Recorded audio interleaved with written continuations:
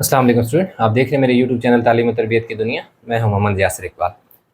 Student, हमारे पास जो exercise है वो 7.2 है। उसका क्वेश्चन नंबर जो है हम 2 स्टार्ट करने लगे हैं। अच्छा, इसका जो क्वेश्चन नंबर 1 है उसमें क्या कह रहा है कि मिड पॉइंट फाइंड करें। तो यहाँ से जो मैं मिड पॉइंट फाइंड करूँगा, क्योंकि मिड पॉइंट का फार्मूला ही लगा के करूँगा, तो आपका क्वेश्चन नंबर 1 आप खुद भी कर सकते हैं, कोई इतना मुश्किल नहीं है। लेकिन फिर मसला होता भी है तो आप कमेंट में बताएंगे तो मैं उसको दोबारा सॉल्व करके उसका लेक्चर अपलोड कर दूंगा। अच्छा, अब यहाँ पर वो जो क्वेश्चन है उसमें कह रहा है कि भाई एक उसने हमें फिगर दे दी है। कह रहा है कि look at the quadrilateral A B C D in the adjoining figures. If A E F G and H are the mid points of its sides as shown in the figure, then find the coordinate of E F G H. यानी पहला जो बात कर रहा है वो ये कह रहा है कि ये एक हमारे पास ए बी सी डी एक क्वाड्रिलेटर है जिसके ई एफ जी एच ये इनके क्या है भाई, मिड पॉइंट है। यानी कि ये ई है, ये क्या है हमारे पास एफ है, ये जी है और ये एच। अगर कह रहा है कि ये इसके मिड पॉइंट हो तो आप ये करें, बताएं कि इनके कोऑर्डिनेट फाइंड करें। कोऑर्डिनेट क्या होता है, जैसे हमारे पास ये एक्स की वैल्यू -3 है और वाई की वैल्यू क्या है 2 है, तो ये एक्स और वाई की जो वैल्यू होती है ये बेसिकली कोऑर्डिनेट होते हैं।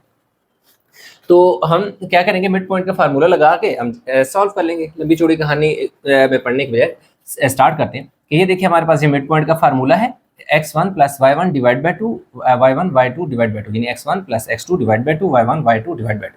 ये फार्मूला है। अब किसके कोऑर्डिनेट हम फाइंड कर रहे हैं, हम ई के कोऑर्डिनेट अभी स्टार्ट करने लगे हैं। ई के कोऑर्डिनेट फाइंड कर लें। तो कोऑर्डिनेट ई के फाइंड करने लगे हैं तो हम लिख देते हैं, चले मैं लिख देता हूँ कोऑर्डिनेट ऑफ ई। यानी कि ई के कोऑर्डिनेट क्या होंगे, एक्स और वाई होंगे। यानी पहला जो वैल्यू आएगी वो एक्स की होगी और दूसरी क्या होगी, वाई की होगी। और ई क्योंकि ए और बी के देख सकते हैं मिडिल में है, मिड पॉइंट है, तो इसलिए उसने खुद भी बताया मिड पॉइंट है, तो मिड पॉइंट का फार्मूला लगेगा। अब आपने करना ये है कि किसके कोऑर्डिनेट फाइंड कर रहे हैं, ई के, तो इसके शुरू में आपने ई लगा देना है। ये देखो मैं ई लगा देता हूँ, ना भी लगाए लास्ट में लिख लें तब भी ठीक है। अब देखिए ये क्या लिखा हुआ, x1 की वैल्यू क्या है, ये आपके पास x1 है, ये y1 है, ये आपके पास x2 है, ये y2 है। x1 की वैल्यू आपके पास क्या है, 1 है, प्लस x2 की वैल्यू क्या है, 5 है, डिवाइडेड बाय 2। अब देखें y1 की वैल्यू आपके पास क्या है, 0 है, प्लस y2 की वैल्यू क्या है, 2 है, और ये नीचे वाला 2 इसी तरह। हमने यहाँ सिंपल क्या किया, x1 x2 y1 y2 की वैल्यू पुट की। तो अब देखें 5 और 1 क्या हो जाएगा, 6 डिवाइड बाई 2 हो जाएगा, और यहाँ 2 डिवाइड बाई 2 हो जाएगा। और ये हमारे पास क्या आ जाएगा, 2 3 ज़र 6 होगा और 2 1 ज़र 2। तो ये हमारे पास कोऑर्डिनेट आ जाएंगे, जो मैं यहाँ लिख दूंगा। क्या आएंगे जी, 3 और 1। यानी ये एक्स की वैल्यू 3 है और वाई की वैल्यू क्या है, 1 है। तो यूँ हमारे पास जो पहले ई था, ई के हमने कोऑर्डिनेट फाइंड कर लिए। अब हमने क्या करना है कि नेक्स्ट कोऑर्डिनेट हम एफ के फाइंड कर लेते हैं। आप चाहें तो पहले इसके कर लें, इसके कर लें, उससे कोई फर्क नहीं पड़ता, लेकिन ये है कि हमने इन सारों के 1 बाय 1 फाइंड करने।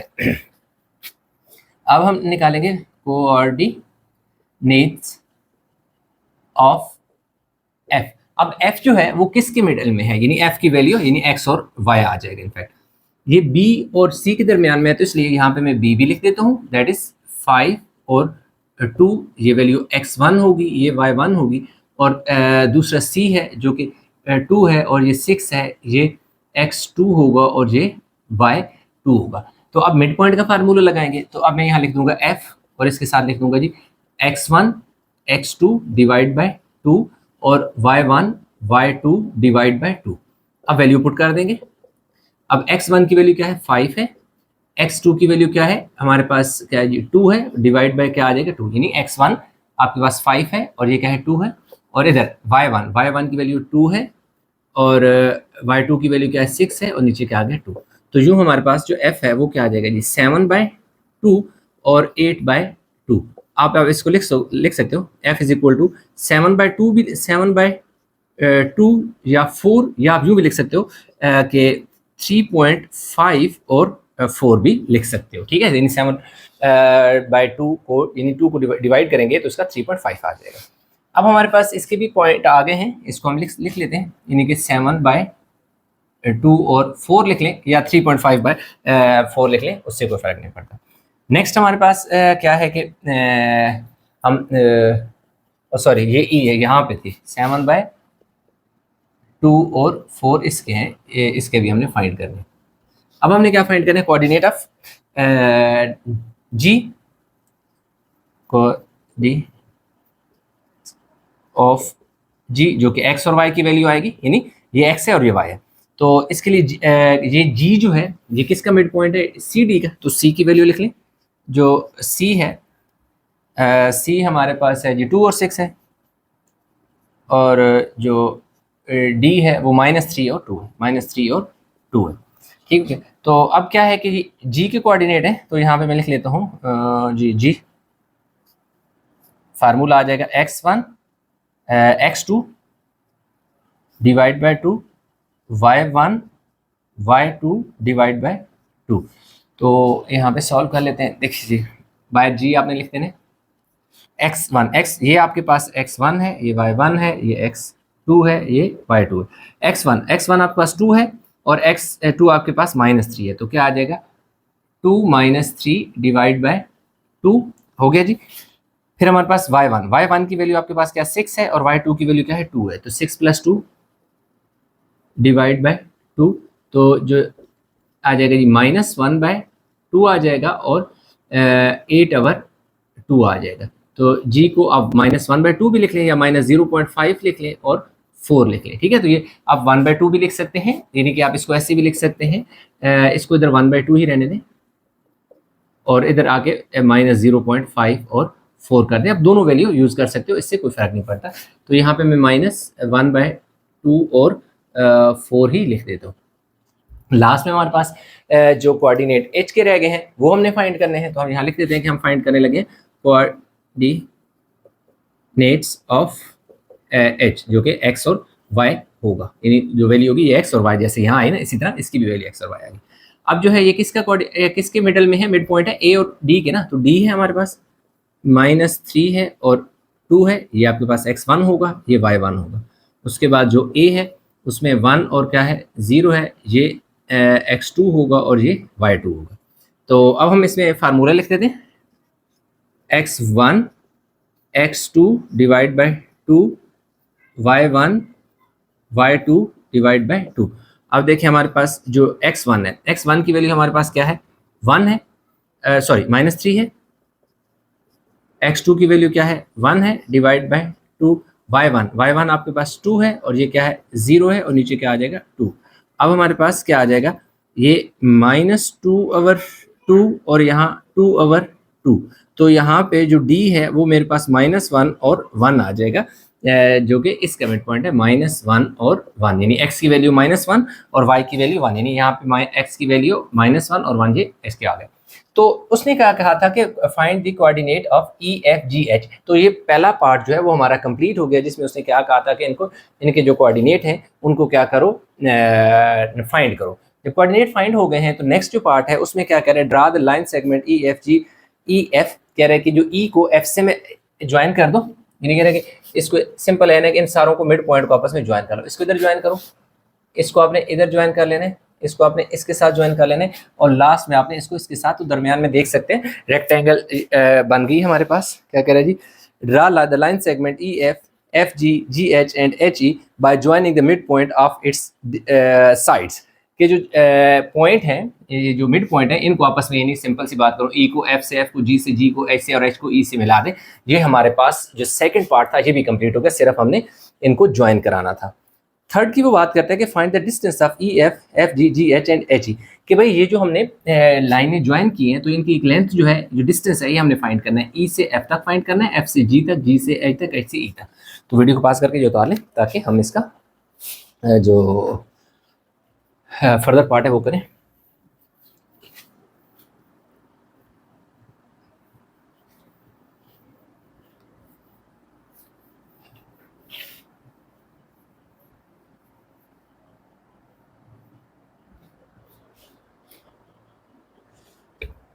अब पार्ट 3 में हमने क्या फाइंड करना है, ई एफ फाइंड करना है, एफ जी फाइंड करना है और जी एच फाइंड करना है एंड लास्ट में हमने एच ई क्या करना है फाइंड करना है। सबसे पहले हम क्या करते हैं, ई एफ फाइंड करना है, इसका डिस्टेंस, तो हम ई लिखेंगे। ई का क्या हमारे पास वैल्यू आई है 3 और 1 आई है, तो यहाँ हम लिख देंगे ये हमारे पास देखिए 3 है और 1 है। ई के बाद हमारे पास जो है एफ है, एफ हमारे पास क्या है जी 7/2 और 4 है। ये आपके पास x1 है, ये y1 है, ये x2 है, ये y2 है।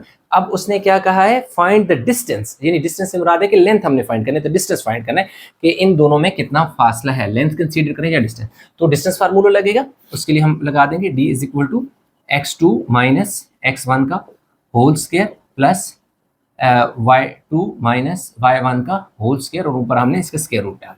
अब वैल्यू लिखी हुई है x2 आपके पास क्या है जी 7/2 का 7/2 सॉरी 7/2, आगे माइनस है x1 आपके पास 3 है और इसका स्क्वायर y2 आपके पास 4 है, आगे साइन माइनस का है, और y1 आपके पास क्या है 1 है, और ऊपर इसके स्क्वायर और ऊपर स्क्वायर रूट। ऐसे किसके डिस्टेंस की बात हो रही है, ई एफ की, तो अपने साइड पे ई एफ लिख देना है। तो ये हमारे पास ई एफ क्या आ जाएगा, यहाँ पे ना आपने एलसीएम लेना है। मैं साइड पे इसको सॉल्व करता हूँ, फिर इसको मेरे एसपी कर दूंगा। अब देखिए यहाँ लिखा हुआ है जी 7/2 -3। अब देखें कि 3 के नीचे कोई भी नंबर नहीं है, तो आप इसके नीचे डिनोमिनेटर 1 लगा सकते हो, यानी कोई भी वैल्यू ना हो तो 1 तो होता है। तो इसका मतलब है कि 2 हमारे पास एलसीएम आ जाएगा। ये वाला 2 और ये वाला 2 सेम है, तो ऊपर वाला 7 एज इट इज आ जाएगा माइनस ऐसी। अब जिस नंबर के नीचे डिनोमिनेटर ना हो, या यूं समझिए कि उसके नीचे 1 हो, तो जो एलसीएम होता है ना, वो एलसीएम उस नंबर से मल्टीप्लाई होता है। तो इसलिए ये जो 2 है इस 3 से मल्टीप्लाई होगा। जब ये 2 3 से मल्टीप्लाई होगा तो 6 हो जाएगा, तो ये 1/2 हो जाएगा। ठीक है, तो अब देखें यहाँ हमारे पास, हम स्टेप पूरा ही लिखेंगे, 2 7 - 6 और ऊपर 3, और यहाँ क्या आ जाएगा जी 3 का क्या आ जाएगा स्क्वायर, और ऊपर स्क्वायर रूट।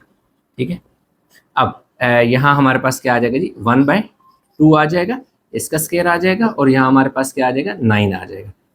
अब अगेन यहाँ हमारे पास 1/4 आ जाएगा, और यहाँ क्या आ जाएगा 9 और ऊपर स्क्वायर रूट। अब देखें अब यहाँ पर हम 4 एलसीएम ले लेंगे।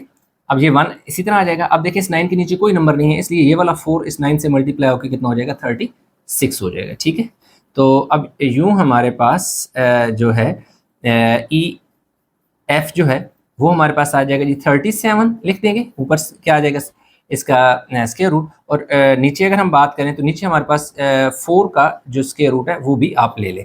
तो अब 4 का जो स्क्वायर रूट होता है वो हमारे पास क्या होता है 2 होता है। तो यूं हमारे पास जो पहला पार्ट है, यानी कि ई एफ की जो लेंथ है, डिस्टेंस है, वो 37 और नीचे क्या आ जाएगा 2, यानी 4 का स्क्वायर रूट क्या होता है 2।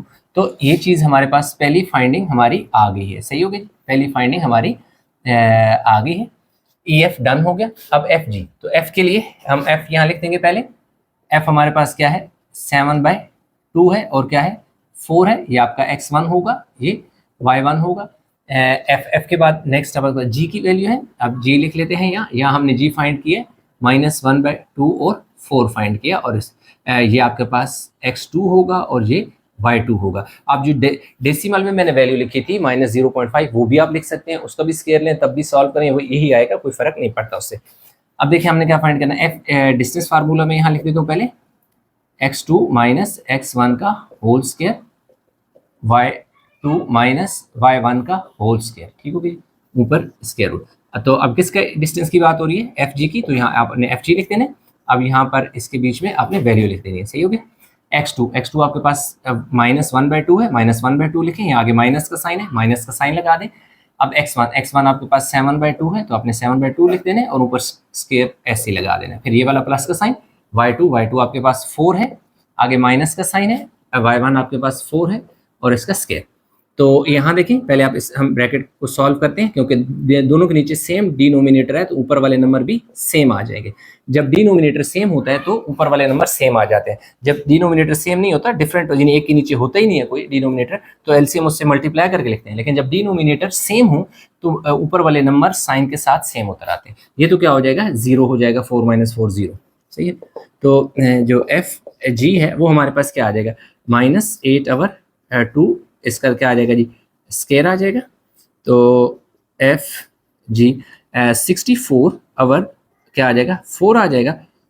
तो अच्छा नहीं, इसको बल्कि ऐसे करें ना, 2 क्या आ जाएगा 4 × 8, तो आपके पास क्या आ जाएगा -4 का स्क्वायर, जो कि आपके पास 16 बन जाएगा। माइनस साइन खत्म हो जाएगा। जब भी एक्सपोनेंट क्या हो, इवन नंबर हो, 2 4 6 8 हो और इन साइड नेगेटिव साइन हो, तो वो क्या हो जाता है पॉजिटिव हो जाता है, यानी साइन खत्म हो जाता है। तो अब अगर हम लें स्क्वायर रूट 16 का, तो वो हमारे पास क्या होता है, 4 होता है। तो ये देखें हमारे पास दूसरी चीज़ भी आ गई है कि इनकी भी, अच्छा हम साथ साथ लिखते जाते हैं। ई एफ हमारे पास, ये जो ई एफ है ना, ये हमारे पास अंडर रूट में यहाँ लिख देता हूँ 37/2 आ गया, और एफ जी मेरे पास क्या आ गया, ये मेरे पास क्या आ गया, 4 आ गया। ठीक हो गया। अब ऐसा है कि हम इसी जगह को यूटिलाइज करते हैं। नेक्स्ट हमने क्या फाइंड करना है, जी और एच क्योंकि फाइंड करना है, तो मैं जी यहाँ लिख देता हूँ -1/2 और 4, एंड देन एच है तो एच में यहाँ इधर ही लिख देता हूँ। चलिए एच जो है वो मेरे पास क्या है जी, -1 और 1 है। ये आपके पास x1 y1, ये x2 और y2। डिस्टेंस का फार्मूला लगा दो, x2 x1 का होल स्क्वायर और y2 - y1 का होल स्क्वायर, और ऊपर इसके क्या आगे स्क्वायर रूट। किसके डिस्टेंस की बात हो रही है, जी और एच की हो रही है, तो यहाँ जी एच लिख दें। x2 आपके पास -1 है और x1 आपके पास -1/2 है। ये देखें ये वाला माइनस और ये वाला, ये दो माइनस है, एक ये वाला माइनस है और एक ये वाला, ये दोनों माइनस जब आपस में मल्टीप्लाई होंगे तो 1/2 हो जाएगा, क्योंकि माइनस माइनस प्लस हो जाना है और ऊपर इसके आपने स्क्वायर लगा देना है। अच्छा, ये स्क्वायर रूट ऐसे ही डाल देते हैं, फिर प्लस का साइन ऐसी y2 की वैल्यू आपके पास क्या है, 1 है, और y1 की वैल्यू क्या है, 4 है, और ऊपर स्क्वायर। तो यूं हमारे पास जो जी एच है वो क्या आ गया। अब यहाँ पे आपने 2 एलसीएम ले लेने। अब देख सकते हैं कि इस 1 के नीचे कोई डिनोमिनेटर नहीं है, जिसके नीचे कोई डिनोमिनेटर नहीं होता उसके एलसीएम जो होता है उसके साथ मल्टीप्लाई होता है। तो 2 जो 1 से मल्टीप्लाई होगा तो -2 हो जाएगा। ये जो डिनोमिनेटर है और एलसीएम क्योंकि आपस में मैच कर रहे हैं, इसलिए ऊपर वाला 1 चेंज नहीं होगा, वैसे आ जाएगा। स्क्वायर ऐसे लगा दें, फिर प्लस यहाँ क्या हो जाएगा, 4 में से 1 गया 3, बड़े नंबर का साइन लगाना है नेगेटिव, इसलिए बड़े नंबर का साइन आ गया। अब यहाँ पे क्या आ गया जी, जी एच आपके पास 2 में से 1 गया तो -1 और नीचे 2 और ऊपर इसके क्या है जी स्क्वायर, इसी तरह आपने लगा देने, और यहाँ 3 का स्क्वायर क्या हो जाएगा, 9 हो जाएगा। ठीक है, तो यूँ हमारे पास जो जी एच है वो आ जाएगा जी 1/4 + 9।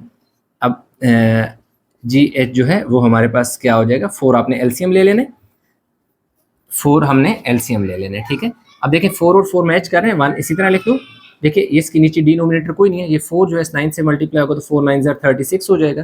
तो यूं हमारे पास जो जी एच है ये क्या हो जाएगा, 37, और नीचे क्या आ जाएगा, 4। अब इनके नीचे मैं स्क्वायर रूट भी क्या कर लेता हूँ, अलग अलग लिख लेता हूँ। तो यूं हमारे पास जो जी एच है वो क्या आ जाएगा, 37, और नीचे क्या आ जाएगा, 2। तो आप देख सकते हैं कि एक और साइड हमारे पास आ गई जी, जो कि 37/2 आ गई है।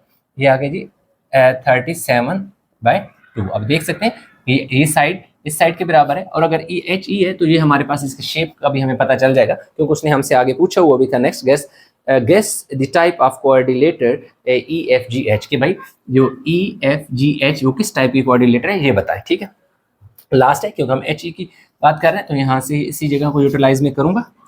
और किसकी बात है जी, एच ई फाइंड करने हैं, एच में लिख दूंगा -1 1, और जो ई है वो मेरे पास 3 और 1 है। x1 y1, ये x2 है, ये y2 है, फार्मूला लगा देंगे, d = x2 - x1 का whole square plus y2 - y1 का होल स्क्वायर। सही, तो ये आ जाएगा। अब अगर d जो है वो h की जगह h e लिख दें, h e = x2 की वैल्यू क्या है, 3 है, -x1, ये वाला माइनस और ये वाला माइनस, देखो दो माइनस है, ये जो माइनस है जब इस माइनस से मल्टीप्लाई होगा तो प्लस हो जाएगा 1, और इसका क्या आ जाएगा जी स्क्वायर, ऊपर इसी तरह आगे ये प्लस का साइन, y2 आपके पास 1 है, और y1 आपके पास क्या है, 1 - 1, यानी y2 आपके पास 1 था, 1 लिख दिया, ये माइनस का साइन इसी तरह, y1 1 था, वो ऐसे लिख देना। तो यूँ हमारे पास, मैं थोड़ा इस तरफ करके लिख देता हूँ, एच ई, जो एच ई है वो हमारे पास आ गया जी, यहाँ 3 और 1 देखो क्या हो जाएगा, 4 का स्क्वायर, और ये मेरे पास क्या हो जाएगा, 0 हो जाएगा। तो अब अगले स्टेप में जो एच ई है वो मेरे पास क्या आ जाएगा, यूं ही मैं लिख देता हूँ, 4 का स्क्वायर, स्क्वायर से स्क्वायर रूट कट जाएगा, तो जो एच ई है वो मेरे पास कितना आ जाएगा, 4 आ जाएगा। अच्छा, एक और चीज़ यहाँ पर मैं बताऊँ कि एक और पहले जो मैंने 4 निकाला था वो देखें, ये 4 का स्क्वायर था, तो इस स्क्वायर को मैंने स्क्वायर रूट से नहीं काटा, पहले 16 बाद में मैंने 4 लिखा। अच्छा, मैं अगर डायरेक्ट काट भी दूं तो फिर मुझे डायरेक्ट 4 लिखना पड़ेगा, माइनस का साइन खत्म हो जाएगा, क्योंकि ये माइनस का साइन था। तो ये आपको एक्सप्लेन करने के लिए मैंने पहले इसको क्या किया कि जब स्क्वायर था तो अंदर वाला साइन पॉजिटिव हो गया, तो 4 4 4 4 ज़र 16 हो गया, तो इसलिए जब स्क्वायर रूट लिया तो 4 आ गया। तो आप डायरेक्ट भी अगर लिखना चाहें तो आप लिख सकते हैं, यानी कि इसे +4 लिखना पड़ेगा। क्यों? कि जो -1 का भी तो स्क्वायर होगा, यानी माइनस का भी तो स्क्वायर होगा, तो माइनस माइनस प्लस ही होता है, इसलिए। तो ये देखें ए वाली साइड में मेरे पास क्या आ गया 4। अब अगर देखें तो उसने लास्ट पार्ट 4 में कहा था कि गेस करें। गेस से ये मुराद है कि हमने इसको प्रूव नहीं करना।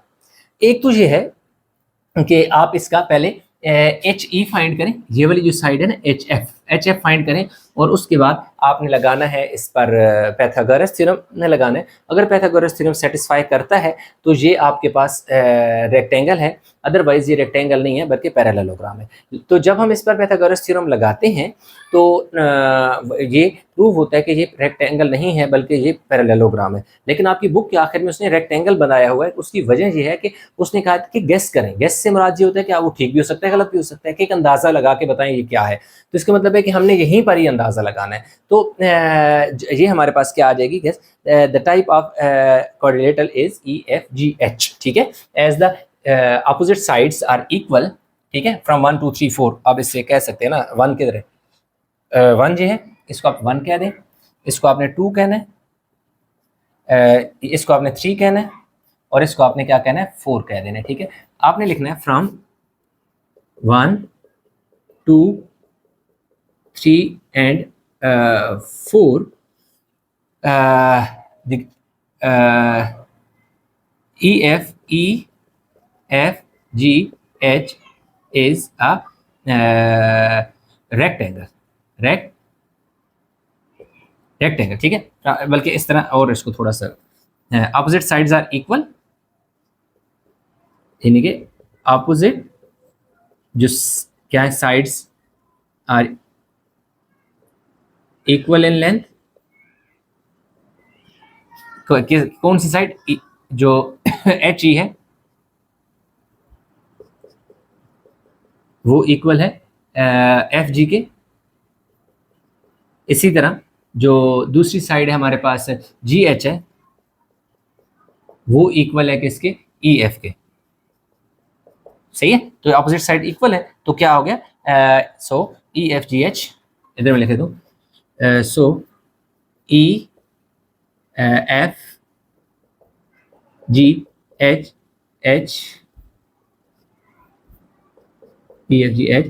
इज अ रेक्टेंगल, ठीक है, ये कह सकते हैं। तो यहाँ तक तो ये क्वेश्चन कंप्लीट हो जाता है। लेकिन अगर आपने इसको प्रूव करना है कि अप्लाइंग पैथागोरस थ्योरम, तो वो भी मैं आपको करा देता हूँ। वैसे यहाँ तक एज रिक्वायरमेंट क्वेश्चन के मुताबिक उसने कोई क्लियर नहीं किया कि भाई आपने इसको प्रूव करना है कि ये या whether it is a rectangle और पैरेललोग्राम या वेदर इट इज रेक्टेंगल और नॉट। तो फिर हमें पैथागोरस लगाना था, लेकिन मैं आपको लगा के बता भी देता हूँ। इन केस अगर आपको डिमांड की जाती है, आपकी टीचर या जो भी सर हैं वो आपको कहते हैं, तो आप ताकि वो भी टेंशन ना हो।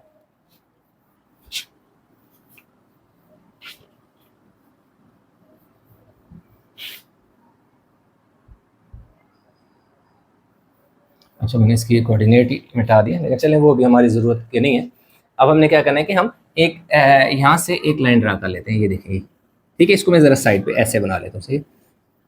जिसकी ये वाली H है, H में हमारे पास क्या है जी, -1 और 1 है, और ये हमारे पास क्या है जी, B है जो 5 और 2 है, और ये हमारे पास F है जो 7/2 और 4 है। तो सबसे पहले हम जो HF फाइंड करेंगे, ठीक है। HF हमने क्या करना है, फाइंड करना है, जो कि हाइपोटेन्यूज है।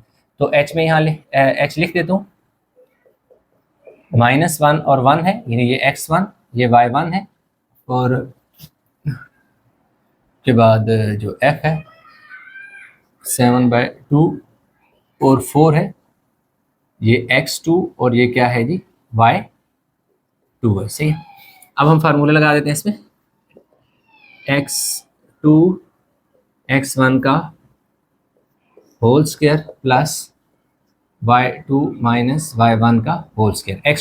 x2 आपके पास क्या है जी, 7/2 माइनस x1 क्या है, 1 है, -1 है, तो ये वाला माइनस और ये वाला माइनस प्लस हो जाएगा। फिर देखें y2 आपके पास 4 है, और y1 आपके पास क्या है, 1 है, और इसका भी स्क्वायर। यहाँ पे एलसीएम ले लूँगा, 2 और 2 सेम है, 7 एज इट इज आ जाएगा। इस 1 के नीचे डिनोमिनेटर नहीं है, लिहाजा ये एलसीएम इससे मल्टीप्लाई होगा, 2 1 ज़र 2 यानी जिसके नीचे कोई डिनोमिनेटर नहीं होता, एलसीएम उससे मल्टीप्लाई होता है, और यहाँ क्या आ जाएगा 3 का स्क्वायर आ जाएगा। और ये किसकी बात हो रही है, एच ई की बात हो रही है, एच एफ की बात हो रही है। तो यूँ हमारे पास जो एच एफ है वो 9 ओवर 2 का स्क्वायर प्लस ये 9 आ जाएगा, तो 81 ओवर 4 आ जाएगा और यहाँ 9 आ जाएगा। सही है। तो अब देखें हमारे पास ये 4 हम एलसीएम ले लेंगे। अब ये देखें जो 4 है, ये वाला 4 और एलसीएम क्योंकि सेम है तो 81 आपने इसी तरह लिख देना, प्लस इस डिनोमिनेटर के नीचे कोई नहीं है, नंबर नहीं है, इसलिए ये जो एलसीएम है ये वाला 4 इस 9 से मल्टीप्लाई होकर कितना हो जाएगा 36, और इसके ऊपर से तो ये देखो 6 और 1 कितना हो जाएगा 7, और 8 और 3 क्या हो जाएगा 11, और नीचे क्या आ जाएगा 4। ये हमारे पास क्या है जी एच एफ है। ठीक है। तो एच एफ हमारे पास क्या आ जाएगा 117 डिवाइड बाय क्या आ जाएगा 2, यानी कि इसका स्क्वायर रूट अलग लोगे तो 2 आ जाएगा, और 117 का जो स्क्वायर रूट होता है तो वो तो डेसिमल में आ जाएगा, इसलिए उसको हमने लेफ्ट कर दिया।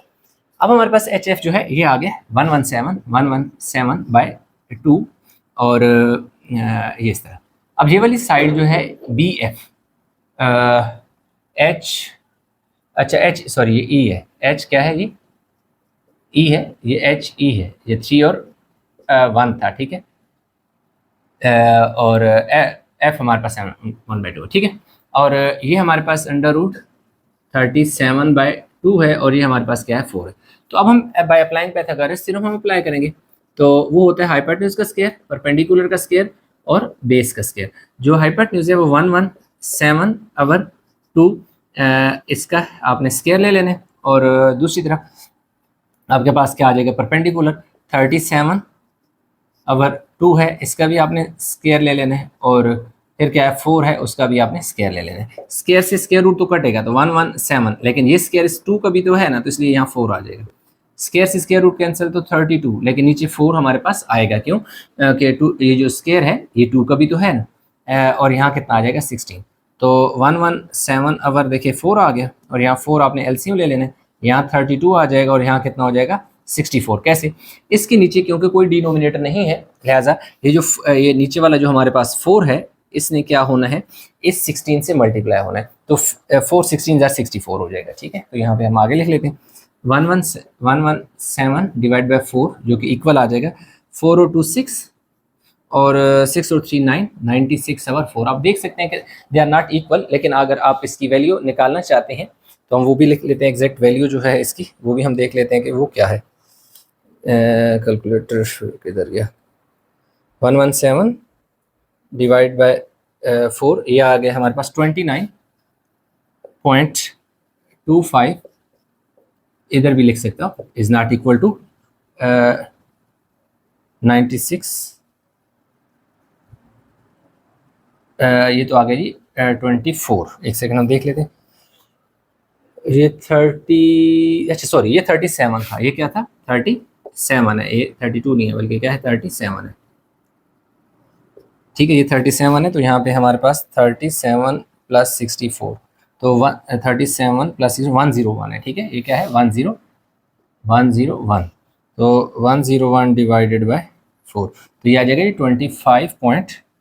25.25, तो ये इक्वल नहीं है, लिहाजा ये EFGH is not a rectangle but it is a parallelogram. ठीक है, ये आप देख सकते हैं, लेकिन क्योंकि उसने इसको एंड पे रेक्टेंगल दिया था, क्योंकि गैस से है तो गैस से रेक्टेंगल ही लग रही है, तो आपने वहीं पर छोड़ देना है, लेकिन इन केस अगर होता है तो आपने यहाँ तक कर लेना, इसलिए ये एक्स्ट्रा पार्ट भी मैंने करा दिया।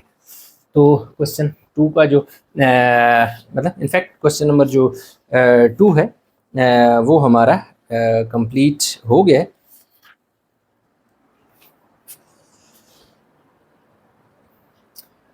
अच्छा, तो स्टूडेंट क्वेश्चन नंबर जो है 3 की बात करें तो उसमें वो हमें ये कह रहा है कि check by using the mid point formula whether the diagonals of trapezium PQRS with vertices at PQRS bisect each other or not. यानी क्वेश्चन वो ये दे रहा है कि एक ट्रेपेजियम दे रहा है। ट्रेपेजियम क्या होती है कि इस तरह की एक शेप होती है, यूं भी कोई ट्रेपेजियम हो सकती है, लाइक ऐसे कोई अगर ऐसी शेप है तो इसको भी हम ट्रेपेजियम कह सकते हैं, तो इसलिए हमेशा ये ना कहना कि ऐसी होगी। ट्रेपेजियम में ये होता है कि ये वाली जो दो साइड होती है, ये वाली साइड इस साइड की क्या होती है पैरेलल होती है, जबकि ये दूसरी साइड पैरेलल नहीं होती, बल्कि इसका एक परपेंडिकुलर डिस्टेंस बनता है। यहाँ से अगर मैं ऐसे एक लाइन लाइक ऐसे ड्रा कर लूँ तो ये मेरे पास क्या हो जाएगा, एक 90 का एंगल बनेगा, जो कि इसका हाइट होती है। तो ये sum of parallel side multiply by जो हाइट होता है इंटू 1/2 जब हम करते हैं तो आपके पास जो है इसका एरिया आ जाता है। तो वो एक चले एरिया की बात उसने नहीं की, वो ये कह रहे हैं कि ये जो हमारे पास पी क्यू आर एस एक ट्रेपेजियम है, उसमें वो कह रहे हैं कि इसकी जो इसकी जो डायगोनल है बाइसेक्ट करते हैं कि नहीं। डायगोनल से ये मुराद है कि अगर मैं पी को आर से मिलाता हूँ तो ये इसका एक ये डायगोनल बन जाएगा, ठीक है। इसी तरह अगर मैं एस को क्यू से या क्यू को एस से मिलाता हूँ तो ये दूसरा डायगोनल बन जाएगा। तो अब डायगोनल जो है ना बाइसेक्ट इस तरह करते हैं कि ये हमेशा जब इक्वल इन लेंथ होते हैं तब। तो आपने लिखते हैं diagonal bisect each other only if mid point of both diagonals are equal. कि देखें अगर हम इसका मिड पॉइंट सपोज में अभी फिलहाल दूसरा इसको ना M1 कह देता हूँ कि M1 जो है ना वो जो कि इसका x और y दो वैल्यू होंगी। M1 ये वाला पॉइंट है जो P और Q का क्या है, मिड पॉइंट है, ठीक है। तो हम सब पहले लेट कर लेते हैं कि M1 is M1 and M2 are mid point of PQ यानी PR एंड QS रिस्पेक्टिवली। कि भाई जो PR है इसका M1 होगा और इसी तरह मैं जब बाद में QS को मैच करूंगा जो क्या होगा M2 होगा, ठीक है। तो मैंने बता दिया कि M1 जो होगा वो PR का होगा और M2 जो है वो QS का मिड पॉइंट होगा। तो सबसे पहले हम क्या करते हैं कि हम क्योंकि P और R का मिड पॉइंट फाइंड कर रहे हैं तो इसलिए मैं यहाँ पर P की वैल्यू लिख देता हूँ जो कि 1 और क्या है 0 है, और जो R है वो क्या है 7 और क्या है 4 है, सही। तो ये मेरे पास x1 है, ये y1 है, ये मेरे पास x2 है, ये y2 है। तो क्योंकि m1 है तो अब आपने लिख देना है इधर m1 और फार्मूला लगा दो x1 x2 ओवर 2 और y1 y2 डिवाइड बाय 2। तो जो पहला आपके पास डिस्टेंस आ जाएगा मिड पॉइंट आ जाएगा इनफैक्ट x1 की वैल्यू क्या है 1 प्लस x2 की वैल्यू क्या है 7 डिवाइड बाय 2। y1 क्या है 0 है और y2 क्या है आपके पास 4 है और नीचे क्या आ जाएगा जी 2। तो m1 जो है वो 8 ओवर 2 और 4 ओवर 2। तो जो m1 आएगा वो 4 और यहाँ क्या आ जाएगा 2, यानी 2 4 और 2 2 ज़र। तो m1 हमारे पास ये आ गया, ठीक है। अब हम क्या फाइंड करते हैं m2 तो क्या, अच्छा m2 के लिए सबसे पहले हमें ये यहाँ से एक ऐसे जाएगा ना, एक सेकंड थोड़ा सा ये ऐसे लाइक इस तरह जाएगा, सही है। ये अराउंड कहीं इधर बनेगा, ठीक है। तो ये m1 इस लाइन का है और m2 जो है x और y इस लाइन का होगा, ठीक है। तो q हमारे पास क्या है जी 6 और 0 है जो x1 y1 और q के बाद s है जो कि मेरे पास 1 और 4 है, ये x1 है, ये x2 है और ये मेरे पास क्या है y2 है। तो अब हमारे पास क्या आ जाएगा जी m2 इधर आ जाएगा जी x1 x2 divide by 2 y1 y2 divide by क्या आ जाएगा 2। तो यूँ मेरे पास m2 हो जाएगा x1 की वैल्यू मेरे पास क्या है 6 है। फिर x2 की वैल्यू देखें यहाँ माइनस है तो ये लाजमी बात है, ये प्लस और माइनस हो जाएगा और 1 आ जाएगा और नीचे मेरे पास क्या आ जाएगा 2 आ जाएगा। y1 मेरे पास 0 है और y2 मेरे पास क्या है 4 है और नीचे मेरे पास क्या आ जाएगा 2। तो m2 जो है यहाँ क्या आ जाएगा 5 ओवर 2 आ जाएगा और यहाँ 4 ओवर 2 आ जाएगा। तो जो m2 है वो मेरे पास 5 ओवर 2 को आप लिख सकते हो 2.5 और यहाँ क्या आ जाएगा 2। तो अभी देखें कि m1 और m2 जो है वो हमारे पास आपस में इक्वल नहीं है। तो आपने सिंपल लिख देना है कि m1 is not equal to m2 यानी diagonals of PQ and RS do not equal, ठीक है। इसलिए सो डायगोनल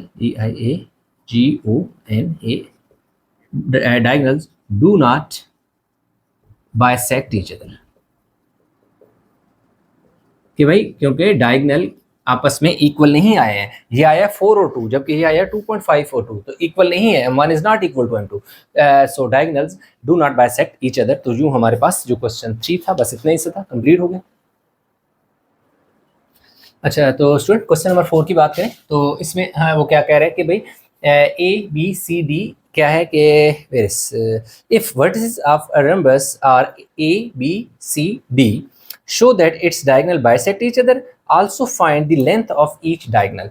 मतलब ये कह रहे हैं कि ये ए बी सी ये चार जो हैं ये हमारे कह रहे हैं कि ये rhombus बना रहे हैं और ये बताएं कि जो डायगोनल है वो बाइसेक्ट करते हैं, और दूसरा बताएं कि डायगोनल की लेंथ क्या है। तो डायगोनल की क्या होगा कि यानी कि ये जो लेंथ है ना यहाँ से ए से सी तक जो है ये एक डायगोनल है। इसी तरह बी और डी को आप ज्वाइन कराते हो तो ये दूसरा डायगोनल है। वो कह रहे हैं कि पहली बात करें कि डायगोनल बाइसेक्ट ईच अदर। तो रेम्बस क्या होती है, उसकी सारी साइड इक्वल होती हैं। ये चीज़ आपको बता दूं कि वो क्या होते हैं, एक दूसरे के जो सारी साइड्स होती हैं ना, लाइक स्क्वायर सारी इक्वल होती हैं, लेकिन स्क्वायर में 90 के एंगल बनता है, इसमें 90 के एंगल नहीं बनते। तो अगर डायगोनल बाइसेक्ट करते हैं एक दूसरे के साथ तो इसका मतलब है कि they are equal in length होने चाहिए। तो अब हम चेक करेंगे कि अगर ए और सी का हम क्या करते हैं, मिड पॉइंट फाइंड करते हैं, बी और डी का हम मिड पॉइंट फाइंड करते हैं, इन दोनों के मिड पॉइंट अगर इक्वल हैं, मिड पॉइंट की बात करूँ, शायद पहले मैंने बोल दिया कि they are equal in length, शायद बोल दिया, इसमें हम मिड पॉइंट फाइंड करेंगे। अगर मिड पॉइंट एक दूसरे के इक्वल आ जाते हैं तो डायगोनल बाइसेक्ट करेंगे, अगर मिड पॉइंट एक दूसरे के इक्वल नहीं आते तो डायगोनल बाइसेक्ट नहीं करेंगे। तो चलिए हम पहले क्या कर लेते हैं कि लेट कर लेते हैं कि m1 and m2 are the midpoints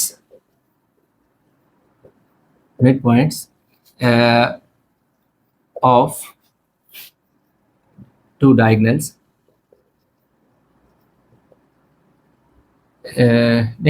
midpoints of इस तरह लिख लेते हैं AC एंड BD रिस्पेक्टिवली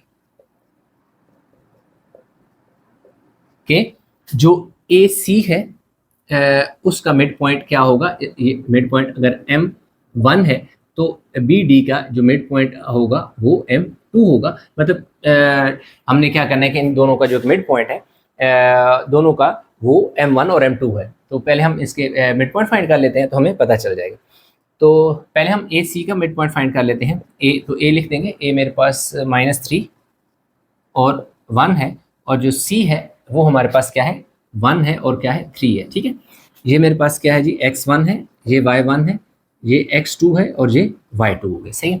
अब हमने क्या करना है कि मिड पॉइंट क्योंकि फाइंड करना है तो इसलिए कि इसके मिड पॉइंट का नाम हमने m1 दिया है। फार्मूला होता है x1 x2 divide by 2 y1 y2 divide by 2। ठीक है, तो m1 जो है x1 की वैल्यू हमारे पास क्या है, 1 है, और x2 की वैल्यू क्या है, 3 है, -3 है। तो ये वाला प्लस क्या हो जाएगा, माइनस में, और नीचे आ जाएगा जी 2 y1 आपके पास क्या है जी 3 है, और y2 y1 बल्कि पहले ना, तो अच्छा मैंने वैल्यू आगे पीछे पुट कर दी है। इसमें x1 की वैल्यू क्या है, -3 है, और यहाँ क्या है x1 की वैल्यू, x2 की वैल्यू, x1 की वैल्यू -3 थी तो -3, ये वाला प्लस का साइन ऐसे, x2 1 है, 1 पुट कर दिया, y1 -1 है, आगे प्लस का साइन है, y2 मेरे पास 3 है और नीचे क्या आ गया 2। तो यूँ मेरे पास जो m1 है वो मेरे पास -2/2 और यहाँ 2/2, तो m1 जो है वो -1 और 1 आ जाएगा। ठीक है जी, तो m1 यानी इसको मैं चले 1 कह देता हूँ, थोड़ा सा इसको मैं हाईलाइट भी कर देता हूँ। सही है, तो m1 मेरे पास आ गया। अब मैंने क्या फाइंड करना है, m2 फाइंड करना है। ठीक है जी, तो m2 किसका है, BD का है, तो मैं पहले B लिख दूंगा, दैट इज 0 0, और D जो है वो मेरे पास -2 और 2 है। ये आपके पास x1 है, y1 x2 y2, तो इसका जो मिड पॉइंट है उसको हमने m2 का नाम दिया है, x1 x2 divide by 2 y1 y2 और 2। अब वैल्यू पुट कर दो, x1 की वैल्यू 0 है और x2 की वैल्यू -2 है, नीचे हमारे पास 2 आ जाएगा, y1 की वैल्यू 0 है, y2 की वैल्यू 2 है, नीचे हम 2 पुट कर देंगे, यू मेरे पास m2 -2/2 एंड देन 2/2, तो यूँ मेरे पास m2 जो है वो -1 एंड 1 आ जाएगा, ये इक्वेशन 2 आ जाएगी। ठीक है, अब आपने लिख देना from 1 and 2 m 1 is equal to M2, so DIAGONA diagonals bisect each other. तो एक तो कन्फर्म हो गया कि क्योंकि ये डायगनल बाइसेक्ट करेंगे। देख सकते हो -1 1 -1 1 M2 और M1 इन दोनों का क्योंकि मिड पॉइंट सेम आ गया है, दोनों डायगनल का, ये इस डायगनल का और इस डायगनल का मिड पॉइंट क्या आ गया, सेम आ गया है। डायगनल मतलब जो अपोजिट वर्टेक्स को आप ज्वाइन कराते हो तो वो डायगनल कहलाता है। तो बाइसेक्ट करते हैं। तो यहाँ तक तो उसने हमसे पूछा था कि भाई बताएं कि डायगनल बाइसेक्ट करते हैं कि नहीं करते। तो नेक्स्ट दूसरी क्या बात कर रहा है, लेंथ की बात, लेंथ ऑफ डायगनल, डायगनल की लेंथ फाइंड करनी है। तो मतलब ये है कि हमें ए और सी फाइंड करना है।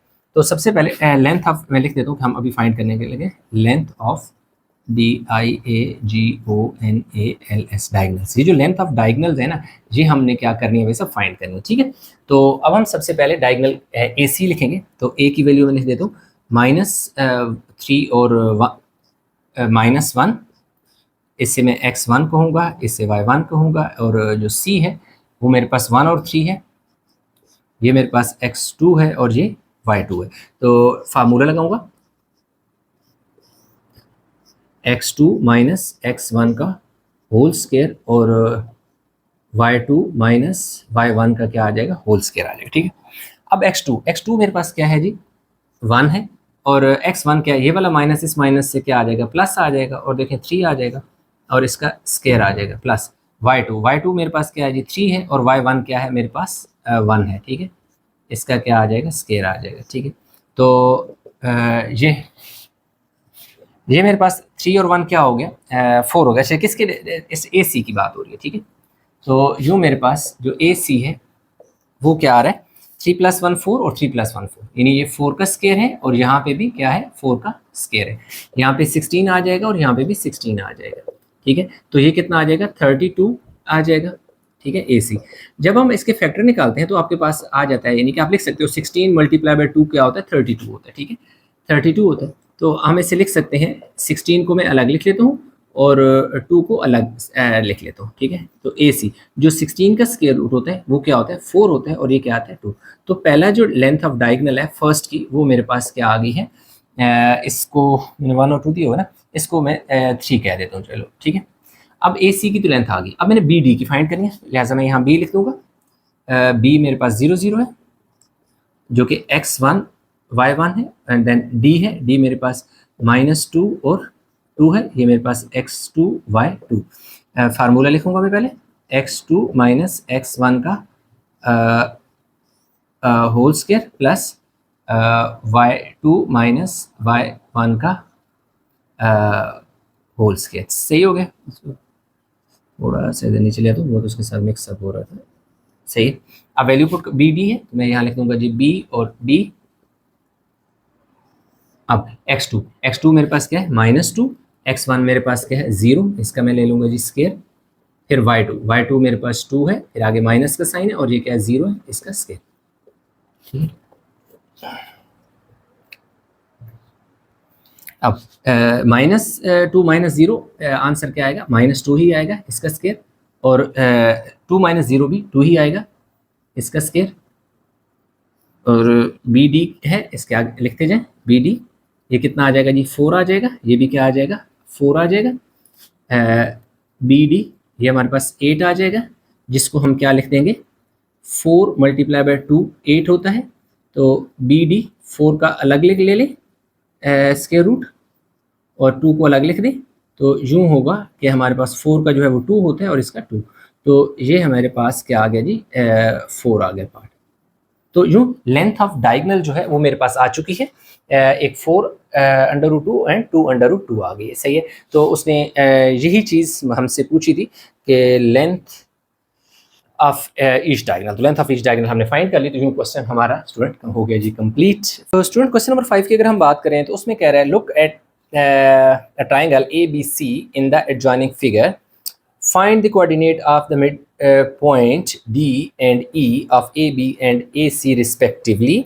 कह रहा है कि ये मैं आपको ट्राइंगल दे रहा हूँ, नंबर 1 जो फर्स्ट पॉइंट वो कह रहा है, वो क्या कह रहा है कि find the coordinate of D and E, ठीक है, D और E के कोऑर्डिनेट फाइंड करो, ठीक है। तो हम क्या करेंगे कि ये जो डी है और ई है, इसके कोऑर्डिनेट फाइंड करेंगे। तो सबसे पहले चलें, बाद में क्या उसने कहा है हम बाद में डिस्कस करते हैं। सबसे या चले बता दूँ, और 2 में कह रहा है कि भाई जो डिस्टेंस है डी और ई का और बी और सी का, इसका डिस्टेंस फाइंड करें, और फिर ये करें कि जो डिस्टेंस है बी सी का उसको हाफ फाइंड करें कि वो अगर हाफ हो तो वो कितना होगा। लास्ट में कह रहा है कि ये बताएं कि डी और बी सी को अगर आप कंपेयर करते हैं दोनों लेंथ को, तो आप फाइनल कंक्लूजन क्या निकालते हैं। तो पहले हम ऐसे करते हैं कि डी को फाइंड कर लेते हैं, कोऑर्डिनेट ऑफ डी। सबसे पहले हम क्या फाइंड करेंगे, कोऑर्डिनेट्स ऑफ डी, जो कि एक्स और इनफैक्ट वाई होंगे। सही है, आप कहें तो x1 y1 भी आप इसे कह सकते हैं, ठीक है। इसे x1 और इसे y1 हम कह देते हैं, ठीक है। तो अब क्योंकि आप देख सकते हैं कि B C is a mid point of D, क्या है कि बी सी जो है ए बी है वो क्या है, A D is a mid point of A B, B is a mid point of A B, ठीक है। ए बी का मिड पॉइंट है डेफिनेटली। फिर हमें क्या करना पड़ेगा, मिड पॉइंट का फार्मूला लगाना पड़ेगा। तो मैं बाय डी लिख देता हूँ अंदर x1 मिड प्लस, बल्कि पहले इसके ना मैं साथ ए और बी के वैल्यू कोऑर्डिनेट भी लिख देता हूँ, वो फिर आसान हो जाएगा। पहले यानी कि मैं क्या लिखता हूँ जी, ए लिखता हूँ। ए मेरे पास क्या है जी, माइनस नहीं 3 और 7 है, ये x1 है, ये y1 है, और ए एंड बी के -4 और 0 है, जो कि ये x2 होगा और ये y2 होगा। सही है, y2। तो अब हम लगा देंगे जी फार्मूला मिड पॉइंट का, x1 x2 2 y1 y2 और 2। x1 की वैल्यू आप पुट कर दो जी 3, x2 की वैल्यू पुट कर दो जी 4, और नीचे आपके पास क्या आ जाएगा जी 2। y1 आपके पास क्या है जी 7 है, और y2 आपके पास 0 है, और नीचे क्या आ जाएगा 2 और डी। अब देखें 4 में से 3 गया तो क्या आ जाएगा -1/2, और यहाँ क्या आ जाएगा 7/2, ठीक है। तो आप इसको इसी तरह रहने दें, या यूँ भी लिख सकते हैं -0.5 या और 3.5, आप इसको ऐसे भी लिख सकते हैं, ठीक है। तो अब हमारे पास डी के जो आ गया, तो यहाँ मैं लिख देता हूँ -1/2 और 7, इधर मैं लिख देता हूँ -1/2 और 7/2। तो अब अगली जो चीज़ है वो मैंने फाइंड करनी है, मिड पॉइंट फाइंड करना है किसका, ई का, ठीक है, कोऑर्डिनेट ऑफ ई। तो कोऑर्डिनेट ऑफ डी जो सॉरी क्या है जी, ई जो कि मेरे पास, इसे मैं कह देता हूँ जी x2 और y2 कह देता हूँ। तो किसके है, डी जो है, ई जो है, ई बेसिकली ए सी का मिड पॉइंट है, ठीक है। E is a mid point of, इधर लिख देता हूँ, E is a mid point of A C, इसलिए यहाँ पे मैं ए लिखूंगा। 3 और 7 है, और 4 और 0, ये x1 y1 x2 y2। अब फार्मूला लगा देंगे, x1 x2 divide by 2 y1 y2 और 2। तो ई मेरे पास x1 की वैल्यू हमारे पास 3 है, और इसकी x2 की वैल्यू 4 है। y1 मेरे पास देखें 7 है, और y2 मेरे पास क्या है 0 है, और नीचे हमारे पास 2 आ जाएगा। तो ई जो है 4 और 3 7/2 और 7/2 सेम आ गए। आप चाहें तो इसको लिख सकते हैं 3.5 और 3.5, सही है। अब नेक्स्ट जो हमारे पास है, हमने फाइंड तो कर ली है मिड पॉइंट ए बी और इसके दोनों पॉइंट। सेकंड जो पार्ट है उसमें कह रहा है फाइंड डिस्टेंस, फाइंड डी और distance of B C D E and B C, यानी कि जो पार्ट 2 है उसको मैं यहाँ लिख देता हूँ सेकंड पार्ट। वो कह रहा है कि भाई फाइंड करो, क्या फाइंड करो, डी किसका डिस्टेंस, डी से बड़ा डिस्टेंस है, डी और ई का डिस्टेंस फाइंड करो, एंड दूसरा जो कह रहा है बी और सी का डिस्टेंस फाइंड करो, ठीक है। कि ये कह रहा है कि डिस्टेंस ऑफ डी और ई, यानी डी से लेकर ई तक का जो डिस्टेंस है, इसको अगर मैं यूँ लाइन तो इसका डिस्टेंस फाइंड करो। इसी तरह कह रहा है कि बी और सी का भी डिस्टेंस फाइंड करो, ठीक है। तो अब क्या है कि डी और ई की बात कर रहे हैं, तो मैं यहाँ लिख देता हूँ डी के पॉइंट भी लिख लेता हूँ, जो कि -1/2 और 7/2 है, और जो ई है उसके भी मैं पॉइंट यहाँ लिख देता हूँ, वो मेरे पास 7/2 और 7/2 2, ठीक है, 7/2 7/2 सही। अब ये मेरे पास क्या आ जाएगा जी, x1 है, ये y1 है, ये मेरे पास x2 है, ये क्या है y2 है। अब d is equal to x2 minus x1 का whole square plus y2 minus y1 का क्या आ जाएगा, होल स्केयर आ जाएगा। डी ई का डिस्टेंस है तो यहाँ पे मैं डी ई लिख देता हूँ, आगे इसमें वैल्यू पुट कर देते हैं। अब x2 मेरे पास क्या है, 7/2 है। ये आगे x1 की वैल्यू -1/2 है, ये वाला माइनस और ये वाला माइनस आपस में प्लस होकर 1/2 हो जाएगा और इसका क्या आ जाएगा जी, स्केयर आ जाएगा। प्लस y2 मेरे पास क्या है, 7/2 है, माइनस y1 वो भी मेरे पास क्या है, 7/2 है और इसका मैं क्या लिख देता हूँ, स्केयर लिख देता हूँ। अब आप देखें कि 7/2 और -7/2 ये दोनों आपस में कैंसिल होकर 0 हो जाएगा, ये वाला 0 हो जाएगा।